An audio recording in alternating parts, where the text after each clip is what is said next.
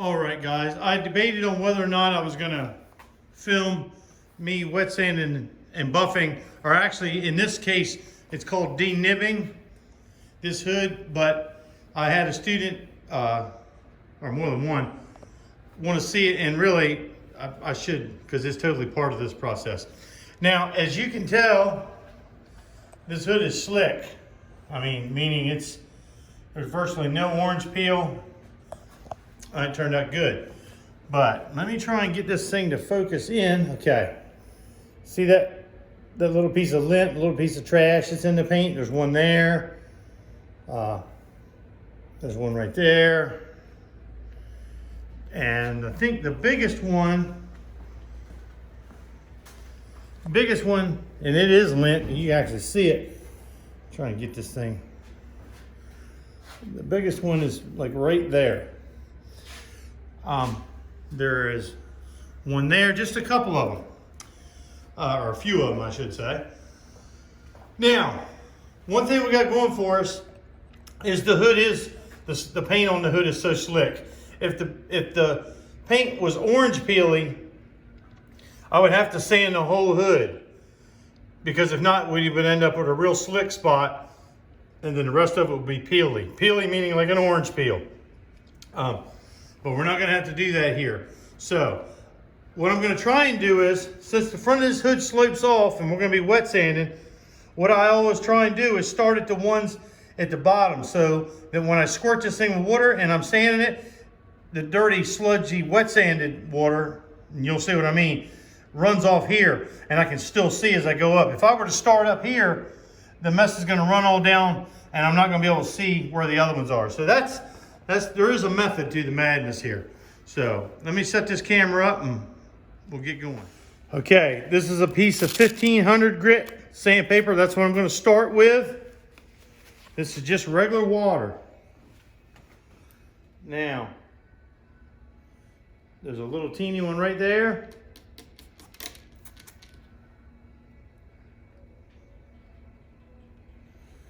Now it's important, I think I may have mentioned this in another video, it's important that this thing be clean. That's why I never took it out of the booth. And I'm listening as I do this, because if I pick up a piece of trash, when I say trash, something other than this sandpaper, here's another one, this one's slightly bigger. If I pick up a piece of anything while I'm sanding this, it will scratch it. And you're like, hey, Mr. Jones, you're already sanding it. Yeah, I'm sanding it with 1500. You can't, unless you've touched a piece of this 1500, you can't imagine how smooth it is. I mean, it's nothing. And if you get a piece of trash in it or something, then it would scratch it, and then you'd have to sand it again to get it to buff out. So you see what I'm doing here. I'm going to go ahead and put it on time lapse for a second, and when I get to the big one up there, I'll stop it and show you. Okay, I'm going to stop for a second here. See where I sanded that one? Let me get myself around here. See how you can still see a little shiny spot where you can see where it was? That's telling me, I got to sand a little more. Like that one is totally gone.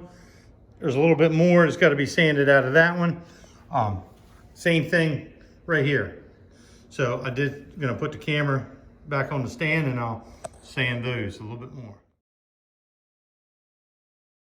See, now that's good. There's no more spot in the middle of it.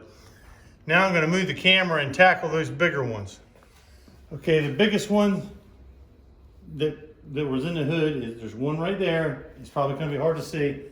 And this big piece of lint. I mean, they're not bad at all, but it's kind of a curse sometimes getting a slick paint job like this, because then you do see every little imperfection in it. If it wasn't as slick, it kind of blends in with the orange peel and all, but this car is sharp, and you always want to do the best paint job that you can, and it has to match the rest of the car. If the rest of the car wasn't this slick and shiny, I wouldn't make this that shiny. That's part of the job, because you can, if I make this hood like glass, it's not gonna match the rest of the car. It's about as close to it as I want it to be. Let me see if I can get that to zoom in there. Let me do this here. You can see, maybe, I gotta sand a little bit more. You see that little ring, that little dot right there? So I'm gonna sand that just a little bit more. We'll see if we can get that out of there. Again, this is 1500 grit wet sandpaper. And you notice I'm keeping it real small. I'm gonna go over this with some 3000 here in a minute. I could buff up, meaning I could buff these 1500 grit sand marks out, but there we go. It's gone now. Now I'm gonna move on to the one up top there. Yeah, this one up here is the biggest one. It is actually a piece of lint. I actually saw it fall in there while I was painting.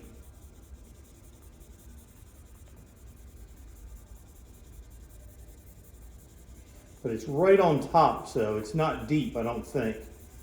It should be able to, it should sand out relatively easily.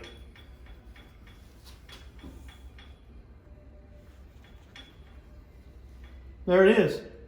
That's gone. Now, I'm gonna get another grit and I'll show you that in just a moment. Okay, you guys remember when I did the video about prepping this hood? I got this inner pad in here, which is foam, and this is 3000 grit sandpaper. And it's got a little bit, 3000, yes, you heard that right. Okay, and now I'm gonna go over top of this, wet sanding. The reason why we have to wet this, and you can imagine that is so smooth, if the minute you hit this with it, it would clog that paper up. So the water gives it a lubricant and it keeps it washed out of the paper and out of the microfine scratches. So I'm gonna go around it, and these areas are gonna be slightly bigger than the others, because what I'm gonna do is I'm gonna feather out, as you can see, or maybe you can't, I got this perfectly smooth. I've got to kind of feather that texture, if that makes any sense, out and around. So that's what I'm going to do here.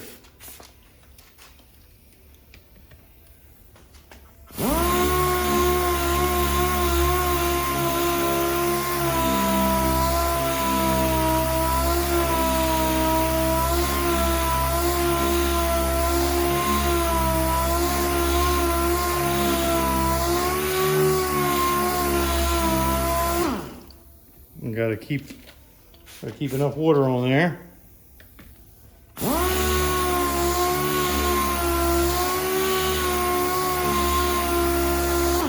Now, even though this is 3000 grit, when you add water to it, it cuts pretty fast, and you got to be careful not to break through. Break through meaning run out of clear coat. That would be a nightmare. But I've done it, and every painter has. You push everything to the limit, trying to get it as smooth and get it as good as you can. And sometimes you just take it too far. But you never know what that point is until you've reached it sometimes. And that's all part of learning your trade and getting better at it as you go. But I know what I'm doing now, and I can still break through, especially on stuff like these body lines here. Now I think you've seen enough. I'm gonna put it on time lapse. Keep this video short. Okay, guys, whichever one of you, well, whichever class you're in, we talked about wet sanding sludge a week or two ago, and they were talking about letting it dry on the car or wiping it off. This is wet sanding sludge, and what it's made up of is that white is the clear coat. That's how you know it's got clear coat on it, because it sands white like that. If this was single stage and just red, it would be red sludge. So I want to wipe this mess off for several reasons. Right now, the main reason I'm wiping it off is so I can see what I've done.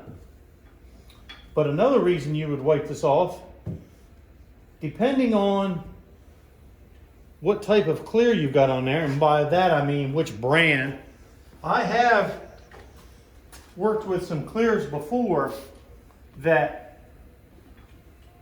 if you buffed and picked up any of this sanding dust, it acted like polishing compound, other than it didn't polish. It created too much heat and it would blister the paint. So I just got into the habit of I always wipe it off. But obviously I want to be able to see if I've missed anything, because the objective of me going over that with 3000 grit was I wanted to get those 1500 grit scratches sanded out. It's a whole lot easier to buff 3000 grit scratches out than it is 1500. Although you can totally buff 1500 grit scratches out. The other day when Alicio and Alan buffed that S10 hood, they were 1200 grit scratches and they buffed them right out. So obviously you can do it. Now, I'm looking for remnants of the 1500 grit scratches in any of there, and I don't see any of it. So it's looking pretty good. Let me get the buffer set up. I'll be right back. Okay guys, I've got a foam buffing pad on here. They make wool pads. Wool pads are cutting pads and they make different degrees. What I'm using right here is a foam cutting pad. When the cutting is, they call it cutting because it needs to be able to cut these scratches out. And I'm not going to show you the name brand on this. I'm sure you can figure it out. But this is the cutting compound, and it's for, when they say cutting, it's so that it cuts those scratches out. It's the coarsest. Kind of think of this as I finished that thing off with 3000. Think of this as, I don't know, 6,000 or 8,000 grit sandpaper paste. And what it's going to do is, between this compound and this buffer, it's going to create heat and it's going to polish them out. And this is urethane clear, so it's like it's solidified. It started out being like liquid plastic when I sprayed it. Urethane plastic. You've heard of that. So what I want to do is create some heat. So this all kind of, those scratches, not only I polish them out, they kind of flow. I know it sounds weird. This is a variable speed buffer, and I've got it set at about 1500 RPM. It's important that I keep the edge of this thing, it's rotating clockwise, that I keep it coming off the edge. If I went on this side, it'd grab the edge of this hood and could possibly throw it off the stand. It could rip through the edge of this, then I'd have to repaint it.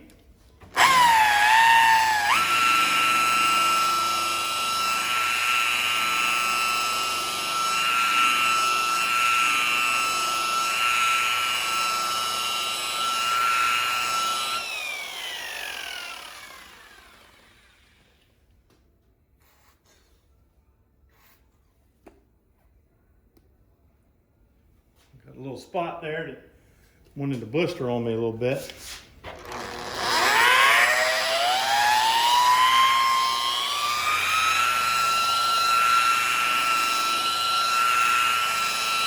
See what that looks like to you guys. Yes, well, that's gone. Tell you what, while I got the camera on regular, I'll go ahead and try and do that. Let me see if I can get this to zoom in a little bit more. And let me see here, guys. You can watch. Now I'm holding this buffer as flat as I can hold it without holding it flat. The reason I'm not holding it totally flat, if this thing was bolted to a car, I'd hold it flat.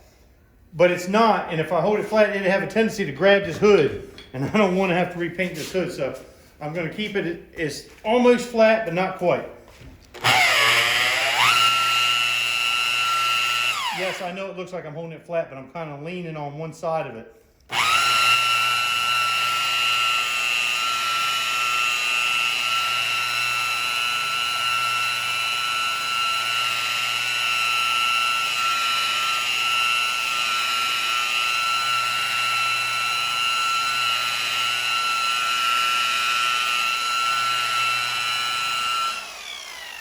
Okay guys, see how fast that buffed up? That's the advantage of going to the 3000 grit. Now I'm going to put this on time lapse and get the rest of it buffed up.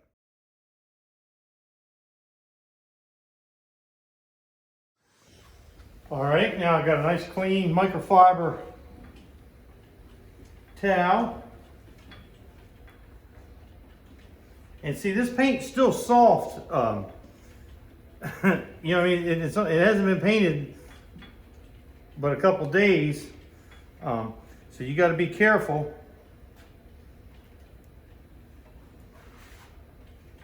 When you're buffing on something like this, because you can blister it and mess it up. Well, this is turning out really nice.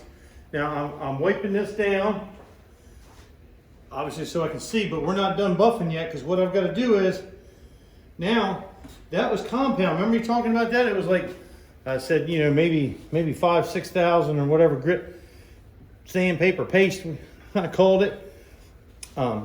It's not, but that's what I called it. Now I don't know if you can see it, but right in here I got a couple scuff marks, and that's what I mean by this paint's still soft. So I gotta hope that I can get those buffed out without having to sand it.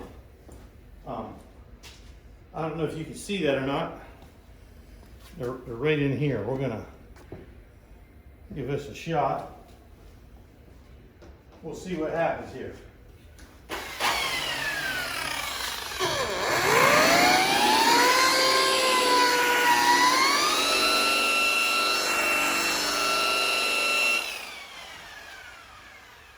Yes, it came out. Hang on a second, I got somebody. Yes. Sorry, I had a little interruption there, guys. Yep, that buffed out. Now what I'm gonna do is I'm gonna switch pads on the buffer and switch compounds. Okay, I've switched to a polishing pad. It happens to be blue, but that's just so you can tell the difference. But it's a totally different texture. It's gonna make a different amount of heat, and it serves a different purpose. And now I've got an actual polish instead of a compound. So I'm gonna go over everything I did. You can't really tell it. It looks perfectly shiny, I'm sure, from the camera, but this is going to bring it all the way back up to what it's supposed to be. Whoa. I'm going to smear it around a little bit.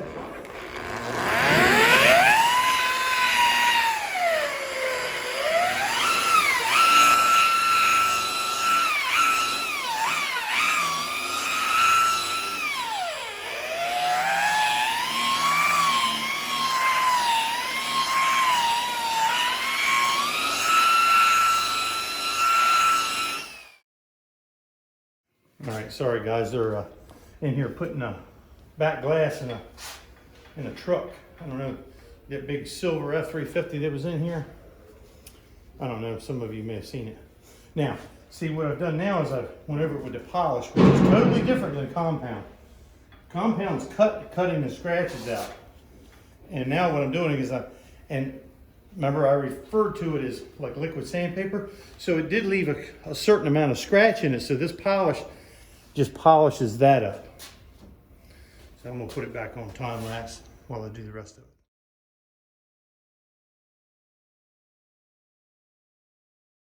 Now, give her a good wipe down here.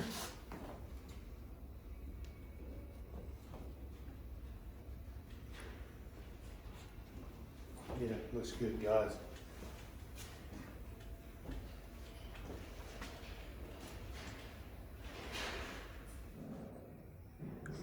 Well, there you have it, guys. Slick as glass. Well, if I make it any slicker, it wouldn't match the rest of it. And remember the lint and everything? All that's gone. As you can see, got a nice reflection in there. Hope you learned something, guys.